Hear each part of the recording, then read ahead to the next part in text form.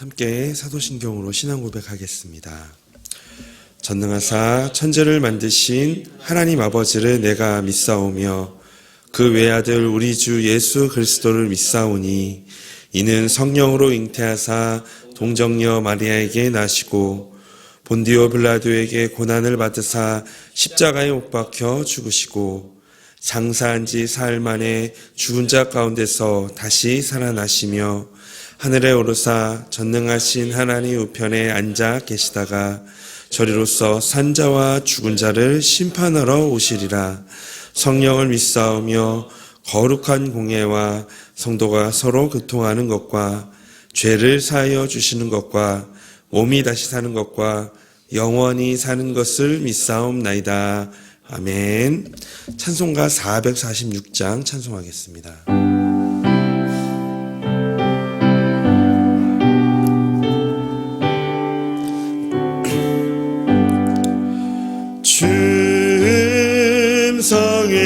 춤성에는 참 기쁨 없도다. 날 사랑하신 주 내게 시옵소서. 기쁘고 기쁘도다. 항상 기쁘도다. 나 주께 왔사오니 복 주옵소서. 주께 왔으니 복 주시옵소서. 주 함께 계시면 큰 시험이 이기네. 기쁘고 기쁘도다. 항상 기쁘도다.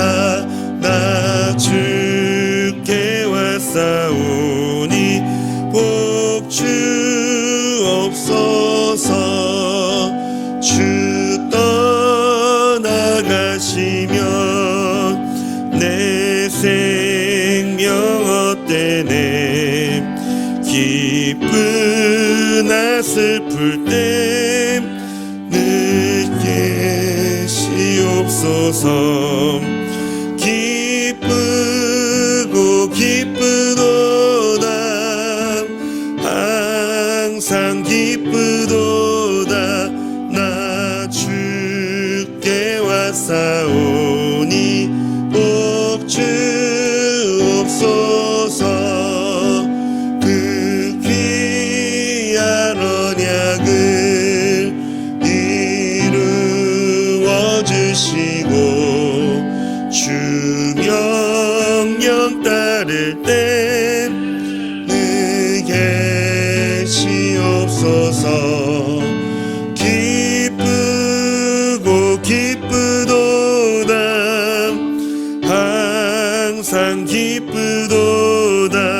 나 주께 왔사오니 복 주옵소서.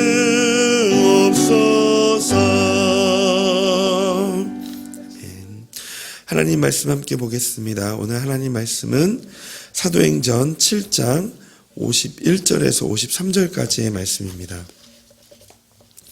사도행전 7장 51절에서 53절까지의 말씀 우리 한 목소리로 읽도록 하겠습니다. 목이 곧고 마음과 귀에 할례를 받지 못한 사람들아, 너희도 너희 조상과 같이 항상 성령을 거스르는도다. 너희 조상들이 선지자들 중에 누구를 박해하지 아니하였느냐? 의인이 오시리라 예고한 자들을 그들이 죽였고 이제 너희는 그 의인을 잡아준 자요 살인한 자가 되나니 너희는 천사가 전한 율법을 받고도 지키지 아니하였더라 하니라. 아멘. 오늘 이 본문에서 이 스데반이 계속 이 공회 앞에서 변론하고 있습니다. 이스라엘의 역사를 간략하게 소개하면서 우리 조상들이 역사 속에서 어떤 실수를 했는지를 이 스데반은 설명해 주고 있는 것입니다. 그 중에 오늘 이 모세 시대의 사람들이 어떠했는지를 우리들에게 스데반은 보여주고 있습니다.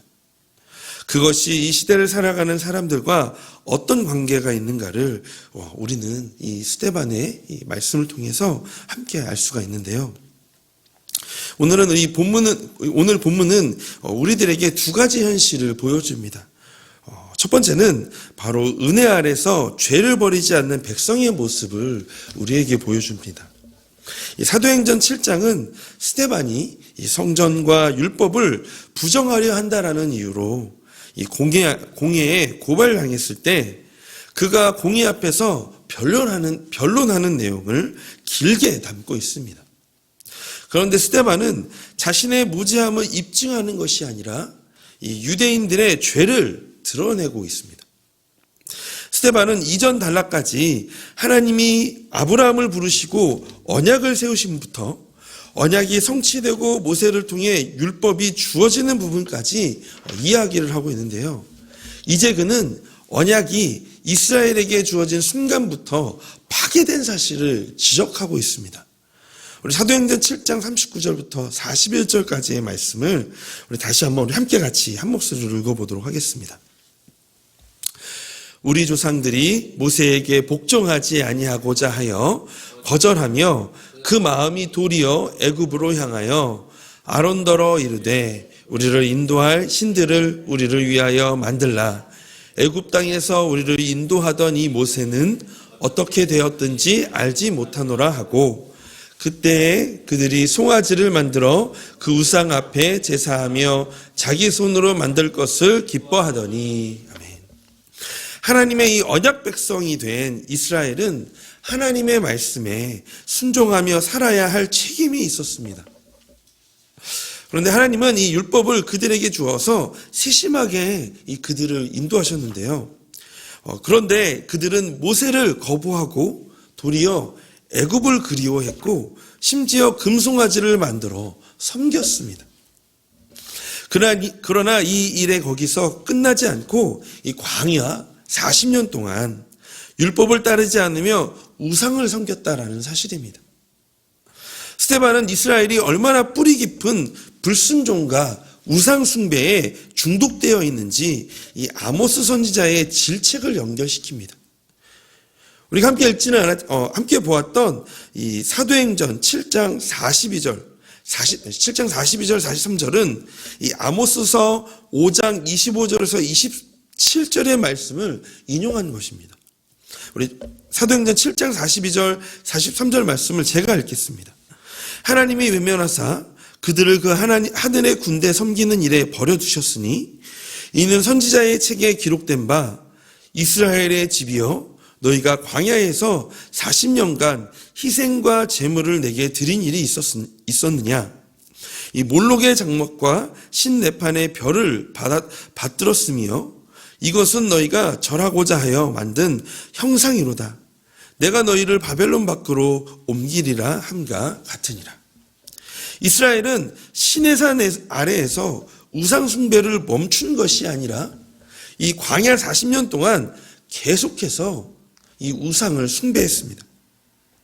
그러니까 이 광야 40년 동안 낮에 이 장렬하는 사막의 해와 밤의 살인적인 추위를 구름기둥, 불기둥으로 보호해 주신 이 하나님의 은혜에 있으면서도 그들은 하나님의 은혜 안에서 이 몰록과 그리고 이 레판의 별, 그 외에 다른 형상들을 섬겼던 것입니다.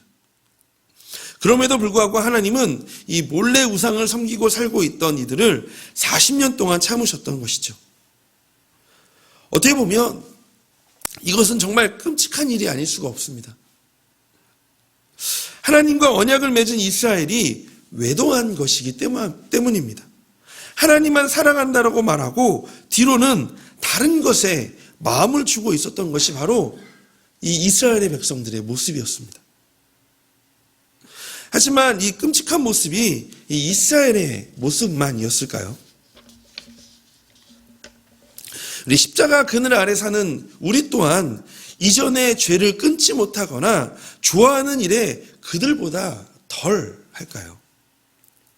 아마도 이것은 보이지 않는 가치, 즉 자격 없는 나에게 찾아오셔서 예수 그리스도를 믿게 하시고 삶의 소망을 주신 구원의 기쁨과 감사보다 이 물질의 풍요로움과 삶의 안정이라는 보이는 가치에 마음을 모두 빼앗겼기 때문에 앞에서는 하나님을 사랑합니다 라고 고백하지만 뒤에서는 나의 눈에만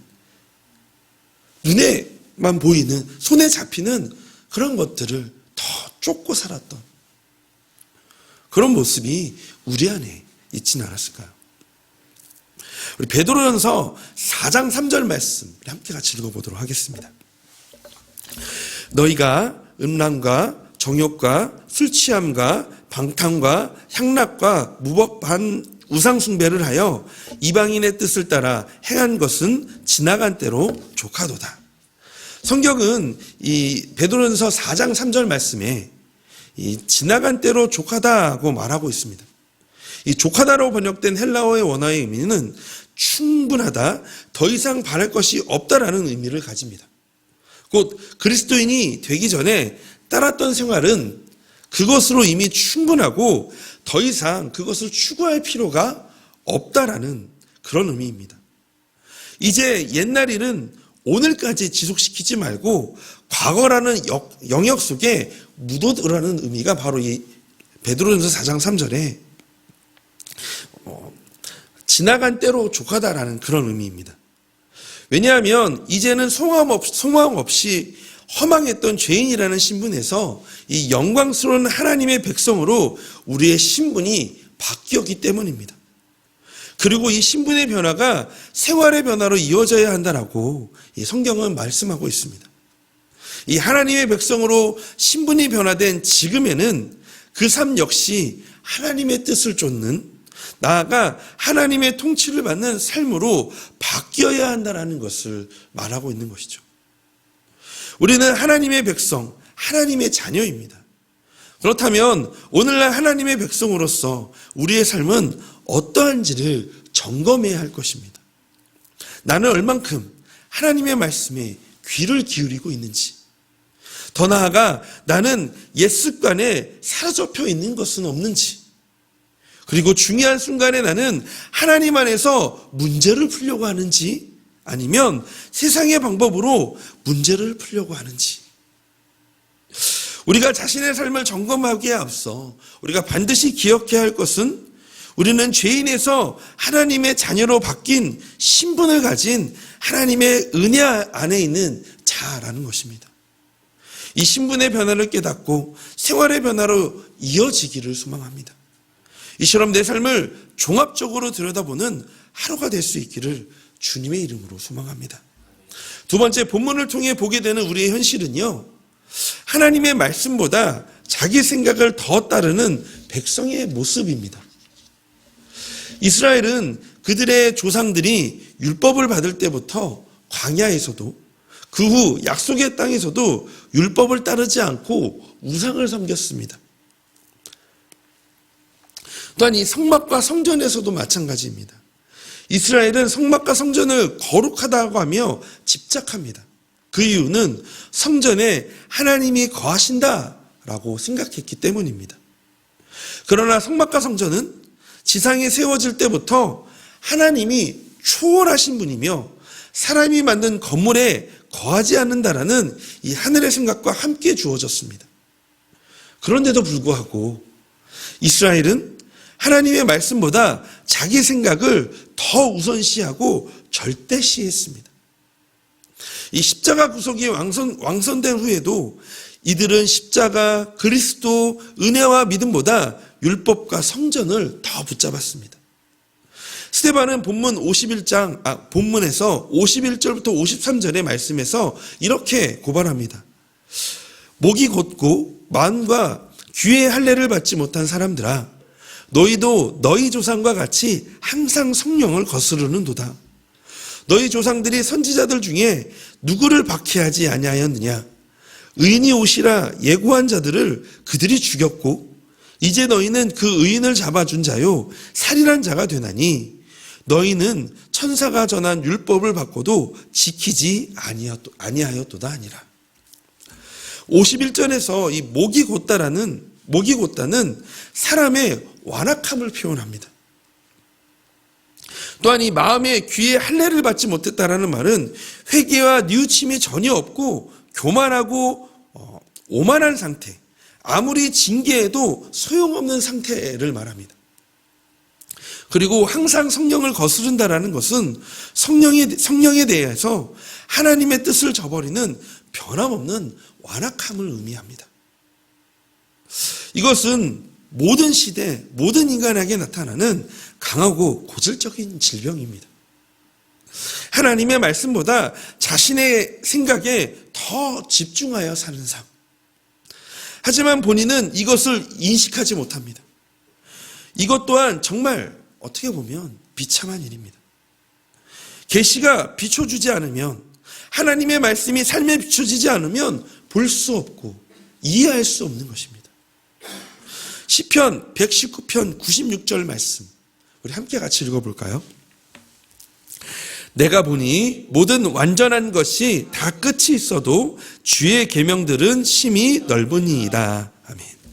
내가 보니는 이 확실히 알다라는 의미로 이 세상에 존재하는 것들이 완전해 보인다 해도 그 모든 것은 하나도 예외 없이 모두 한계가 있다라는 의미입니다. 즉 세상에 존재하는 이 완전함은 근본적으로 이 범주 안에 있는, 안에서만 인정되는 효력이 있는 그런 완전함이라면, 하나님의 말씀은 인간 모든 영역에 걸쳐 그 능력이 드러나는 의미에서 이 완전함입니다. 이것은 궁극적으로 시편 기자의 삶에 닥친 모든 문제나 환난의 상황까지도 해결할 수 있는 이 구체적인 방법과 도리가 하나님 말씀에 포함되어 있음을 확인하는 겁니다. 하나님의 말씀만이 완전하다.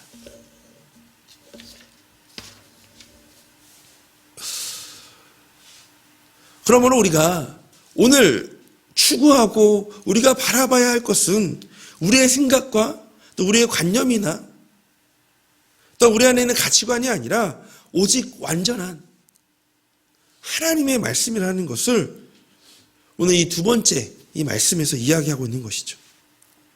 그렇다면 또 이 말씀을 가지고 우리가 우리의 삶에 좀 대입해 본다면, 또 우리 삶을 좀 점검해 본다면, 혹시나 우리의 삶에 내가 하나님과 역행하는 것은 없는지, 열심과 신앙적 편견 때문에 성령을 거스르고 있는 것은 없는지, 이것을 돌아보는 하루가 되어야 할 것입니다. 오늘 본문의 말씀을 통해 우리의 현실에 대해서 두 가지를 좀 살펴보았죠. 은혜 안에서 죄를 버리지 않는 백성들의 모습들, 그리고 하나님 말씀보다 자신의 생각을 더 따르는 모습, 오늘을 살아가는 우리들의 연약한 모습입니다.